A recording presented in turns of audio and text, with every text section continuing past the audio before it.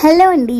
అసలు year birthday అయితే celebrate చేసుకోవద్దు అనుకున్నాను, బట్ అన్ఎక్స్పెక్టెడ్గా అయితే కేక్ తెచ్చేశారు. ఇంకా కేక్ తెచ్చాక కట్ చేయను అంటే బాగుంటుందా?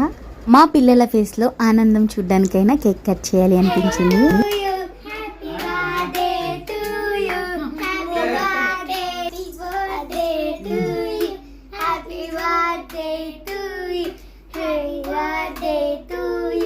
చూసారు కదా, నేను కేక్ కట్ చేసేదాకా కూడా చాలా ఎక్సైటింగ్ అయితే ఉన్నారు. తన అసలు ఇద్దరు కలిసి నాకు ఒక స్మార్ట్ వాచ్ అయితే గిఫ్ట్ గా ఇచ్చారు. లాస్ట్ లో చూపిస్తాను మీ అందరికి కూడా.